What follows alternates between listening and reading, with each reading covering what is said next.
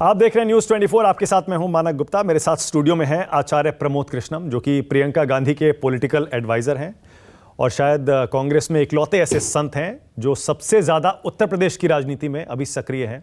कुछ लोग इन्हें कांग्रेस का सबसे बड़ा हिंदू चेहरा भी कहते हैं। स्वागत है आचार्य जी। धन्यवाद मानक जी। आपकी पार्टी ने गांधी को अपशब्द कहने वाले कालीचरण को आपकी पार्टी की सरकार ने छत्तीसगढ़ में जब से गिरफ्तार किया तब से ये सवाल पूछा जा रहा है, कहीं नुकसान तो नहीं हो जाएगा इसका? हिंदू नाराज तो नहीं हो जाएंगे? साधु संत नाराज तो नहीं हो जाएंगे? देखिए, पहली बात तो हिंदू होना, साधु होना, संत होना किसी को गाली देने का नाम नहीं है। हमारा धर्म करुणा का, क्षमा का, दया का, प्रेम का, सद्भावना का संदेश देता है। हमारे यहाँ उद्घोषणा होती है वसुधैव कुटुंबकम की। हमारे यहाँ सूत्र दिया जाता है विश्व बंधुत्व का। क्षमा वीरस्य भूषणम, ये हमारे सूत्र हैं। अहिंसा परमो धर्मा। मुसलमानों को गाली देने का नाम हिंदू धर्म नहीं है। दूसरी बात, कोई भी साधु या संत, ऋषि मुनि, महात्मा यदि राष्ट्रपिता महात्मा गांधी के लिए अपशब्दों का प्रयोग करता है तो फिर उसके खिलाफ कार्रवाई, वो संत नहीं है, फिर होना चाहिए। वो संत नहीं है। नहीं, मैं ये कहने वाला कौन हूँ कि वो संत है या राक्षस है, लेकिन उसके कृतित्व से पता चलता है कि उनका व्यक्तित्व कैसा है।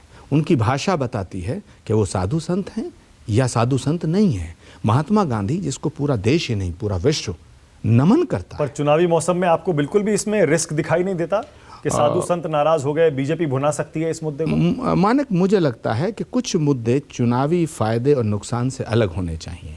राष्ट्रीय सुरक्षा, राष्ट्र का सम्मान और राष्ट्र के प्रति समर्पण और राष्ट्रपिता, ये फायदा नुकसान की चीज़ें नहीं है। अगर उन्होंने महात्मा गांधी को गाली दी, और गाली भी कैसी दी, महात्मा गांधी को गाली नहीं दी। जो अपशब्दों का, जिन अपशब्दों का प्रयोग किया गया, उनसे तो महात्मा गांधी की माँ पुतलीबाई गांधी की आत्मा रो रही होगी। हमने गॉडसे का हमेशा विरोध किया है। हम गॉडसे को हत्यारा मानते हैं। हम गांधी के प्रति हमारा समर्पण है, लेकिन हमने गॉडसे की माँ को कभी गाली नहीं दी। गॉडसे का हमने विरोध किया, लेकिन गॉडसे को हमने उन शब्दों का प्रयोग कभी नहीं किया। हमने का मतलब जो गांधी के फॉलोअर हैं, तो गांधी के फॉलोअर तो गॉडसे को भी गाली नहीं दे रहे। ये गॉडसे के फॉलोअर महात्मा गांधी को गाली देंगे। बीजेपी कह रही है उत्तर प्रदेश के चुनाव में तुष्टीकरण को ध्यान में रखते हुए आपकी छत्तीसगढ़ की सरकार ने यह कदम उठाया है, वरना इस तरह का सख्त कदम एक भगवाधारी संत के खिलाफ आप कभी नहीं लेते। मुझे अफसोस है कि देश के प्रधानमंत्री महात्मा गांधी की रोज बात करते हैं, लेकिन देश के प्रधानमंत्री को महात्मा गांधी को गाली देने वाले व्यक्ति के खिलाफ अगर कार्रवाई होती है तो प्रधानमंत्री जी की पार्टी के लोग क्यों तड़प रहे हैं? अगर महात्मा गांधी को गाली दी जाए, उससे बीजेपी खुश है क्या? बीजेपी ये बताए। सवाल राजनीति का नहीं है, सवाल चुनावों का नहीं है, सवाल है कि बीजेपी की सरकार ने तो कोई एक्शन नहीं लिया। उत्तराखंड में हरिद्वार में एफआईआर तो हो गई, लेकिन उसके बाद कोई गिरफ्तारी नहीं है। देखिए, हरिद्वार में जो धर्म संसद हुई, मैं उसे धर्म संसद नहीं मानता, क्योंकि धर्म के तो जो मौलिक सिद्धांत हैं वो त्याग, तपस्या, बलिदान, करुणा, क्षमा, ये हैं। शांति, शीलता, है ना, सत्य, अहिंसा। इसलिए भगवान को करुणा निधान कहा गया, दया का सागर कहा गया, दीन बंधु कहा गया है। तो मुझे बताओ कि जो धर्म चींटी को मारने की अनुमति नहीं देता, उस धर्म के नाम पर धर्म संसद आयोजित करके एक पूरे मुसलमान कौम को मिटाने का जनादेश दिया जाए या मिटाने का धर्मादेश दिया जाए। लेकिन बीजेपी ने कोई एक्शन नहीं लिया। वहां की सरकार ने अभी तक एफआईआर रजिस्टर करने के बाद गिरफ्तारी भगवाधारी किसी भी संत साधु की नहीं की है। जिन जिन लोगों ने वहां पर जहरीले भाषण दिए, उनके खिलाफ कोई एक्शन नहीं है। इसीलिए सवाल मैं आपसे ये पूछ रहा हूं कि राजनीतिक तौर पर शायद बीजेपी इसका फायदा उठा सकती है कि उसने तो कोई एक्शन नहीं लिया एक भगवाधारी संत के खिलाफ, लेकिन आपकी सरकार ने कालीचरण को, जो कि भगवाधारी संत हैं, उनको जेल में डाल दिया। मानक, भगवाधारी संत हो या कोई श्वेतधारी संत हो या श्वेत वस्त्रधारियों के साथ साथ कोई मौलाना हो या कोई पादरी हो या कोई ग्रंथी हो, यदि देश के खिलाफ बोलेगा उसके खिलाफ कार्रवाई होनी चाहिए। अगर देश की एकता के खिलाफ बोलेगा उसके खिलाफ कार्रवाई होनी चाहिए। अगर उत्तराखंड की सरकार ऐसे संतों के खिलाफ कार्रवाई नहीं करती है जो देश को तोड़ना चाहते हैं, जो देश के खिलाफ भाषा बोलते हैं, जो खुलेआम इस देश को अराजकता की तरफ ले जाना चाहते हैं। मुझे एक बात बताइए ना, एक सवाल करिए इन लोगों से। ये कहते हैं कि सारे हिंदुओं के बच्चे AK-47 उठा लें, तो फिर हिंदुस्तान में और तालिबान में फ़र्क क्या रह जाएगा? हिंदुस्तान में अगर 100 करोड़ हिंदुओं के बच्चे हथियार उठा लें तो देश देश रह जाएगा क्या ये? क्या ये धर्म संसद चुनावों को देखकर जानबूझकर कराई जा रही है जगह जगह? धर्म के नाम पर जितना भी तमाशा हो रहा है उससे बीजेपी को फायदा मिलता है और बीजेपी ये बात अच्छी तरह जानती है। इसीलिए इस तरह की सभाएं, इस तरह की जनसभाएं, इस तरह के सेमिनार, इस तरह के कार्यक्रम आयोजित किए जाते हैं और वो और किए जाएंगे, क्योंकि बीजेपी ये जानती है। और बीजेपी का जो गांधी प्रेम है ये एक ढकोसला है, ये एक आडंबर है, ये एक बहुत बड़ा फ्रॉड है देश के साथ और महात्मा गांधी के साथ।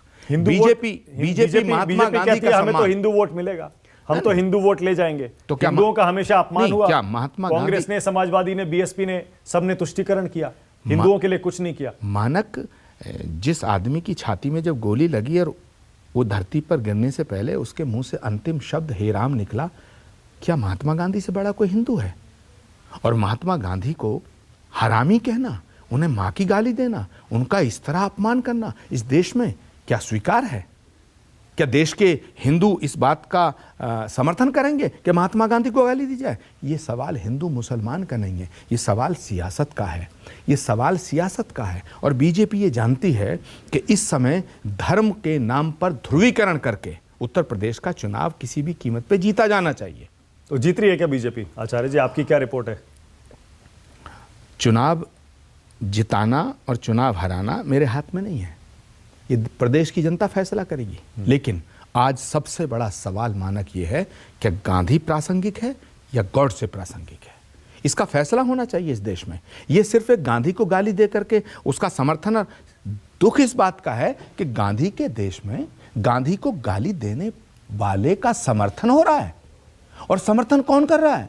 सत्ताधारी पार्टी, उस पार्टी के प्रवक्ता, बीजेपी का मुख्यमंत्री, बीजेपी के तमाम भारत सरकार के मंत्री, बीजेपी के राष्ट्रीय प्रवक्ता, भारत सरकार का गृह मंत्री, भारत सरकार का प्रधानमंत्री, जो गांधी के चश्मे के ऊपर स्वच्छ भारत लिख करके आप ढोंग करते हो, जवाब दो। और बीजेपी तो कह रही है हम चुनाव जीत रहे हैं। नहीं, आप गांधी गोडसे पर सवाल पूछते रहिए। ठीक है, ओके, चुनाव आप जीत लें हार लें ये एक अलग विषय है, लेकिन देश गांधी के रास्ते पे चलेगा या गॉडसे के पे चलेगा, ये फैसला तो होना चाहिए। मतलब गांधी गोडसे को लेकर आप मुद्दा बनाएंगे चुनाव में? मैं भारत आपकी पार्टी बनाएगी मुद्दा? मैं भाजपा से और भारत की सरकार से इस पर स्पष्टीकरण चाहता हूं कि वो गांधी के साथ हैं या गांधी को गाली देने वालों के साथ हैं।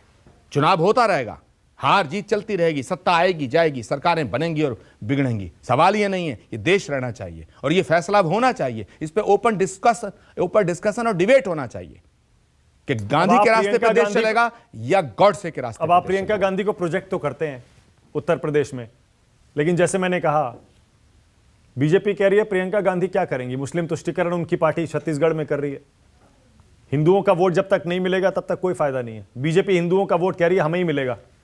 तो इसका मतलब आचार्य जी, आपको चुनाव जीतने की बिल्कुल भी इच्छा नहीं है? मानक, आप चुनाव नहीं जीतना चाहते? मानक जी, पहली बात, प्रियंका गांधी को किसी प्रोजेक्शन की जरूरत नहीं है। दूसरी बात, प्रियंका गांधी से बड़ा कोई हिंदू नहीं है। तीसरी बात, छत्तीसगढ़ में, मध्य प्रदेश में, राजस्थान में 80% हिंदू जनता है। उन्होंने बीजेपी की हुकूमतों को हरा करके कांग्रेस की सरकार बनवाई, तो क्या वो हिंदू नहीं है? आज भी इस देश के अंदर बीजेपी को 31 से 37% वोट मिलता है, तो क्या 60% जो हिंदू कांग्रेस को वोट देते हैं या दूसरे दलों को वोट देते हैं वो हिंदू नहीं है? यूपी में हिंदू होने का सर्टिफिकेट भाजपा देने वाली कौन होती है? यूपी में इस बार क्या होगा आचार्य जी? कांग्रेस का क्या होगा? एसपी बीजेपी का क्या होगा? बीएसपी का क्या होगा? देखिए, समाजवादी पार्टी के कुछ नेताओं की गलतियों से बीजेपी को फायदा मिलता है। MIM जो बोलता है, जब वो कहते हैं कि इंशाअल्लाह हम योगी को हटा देंगे, बीजेपी यही चाहती है कि समाजवादी पार्टी के मुस्लिम नेता, दूसरी पार्टियों के मुस्लिम नेता योगी के खिलाफ और मोदी के खिलाफ बोलें, जिससे हिंदुओं को पोलराइज होने का मौका मिले। ये गलती समाजवादी पार्टी के नेता और MIM के नेता जानकर कर रहे हैं या अनजाने में कर रहे हैं, ये तो वही जानते हैं। लेकिन जो हालात हैं, वो उत्तर प्रदेश का चुनाव अब मुद्दों पे नहीं हो रहा है, अब धर्म के नाम पर होने जा रहा है, और मुझे ये सूरत अच्छी नजर नहीं आ रही है। क्योंकि धर्म के नाम पर जब चुनाव होगा तो बीजेपी आगे होगी उसमें। मुझे नहीं लगता कि हिंदू समाज इतना मूर्ख है कि बीजेपी के इस धोखे को हंसते हंसते स्वीकार करेगा। क्योंकि जो हालात हैं, चुनाव होना चाहिए, डेवलपमेंट के नाम पर चुनाव होना चाहिए, सुविधाओं के नाम पर क्या चुनाव प्रियंका होना चाहिए, मुख्यमंत्री बनने जा रही गवर्नेंस के हैं? नाम आचार्य जी, क्या प्रियंका मुख्यमंत्री बनने जा रही हैं यूपी की? प्रियंका गांधी मुख्यमंत्री का चेहरा नहीं है, प्रियंका गांधी देश का चेहरा है, प्रधानमंत्री का। बहुत से लोग चाहते हैं, कांग्रेस के कार्यकर्ता चाहते हैं, लाखों लोग चाहते हैं, देश की जनता भी चाहती है कि 2024 में प्रियंका जी देश का चेहरा बने। तो कांग्रेस की अध्यक्ष बनने जा रही हैं? मैं ये नहीं कह सकता कांग्रेस के अध्यक्ष कौन बनेंगे, वो बनेंगी नहीं बनेंगी, कांग्रेस का अध्यक्ष कौन बनेगा ये तो कांग्रेस पार्टी डिसाइड करेगी। लेकिन देश के लाखों कांग्रेस के कार्यकर्ता और करोड़ों जनता ये चाहती है कि नरेंद्र मोदी के विकल्प के रूप में प्रियंका गांधी को देखती है। ओके, बहुत शुक्रिया, धन्यवाद Acharya Pramod Krishnam, thank you so much. नमस्कार, मैं हूं मानक गुप्ता।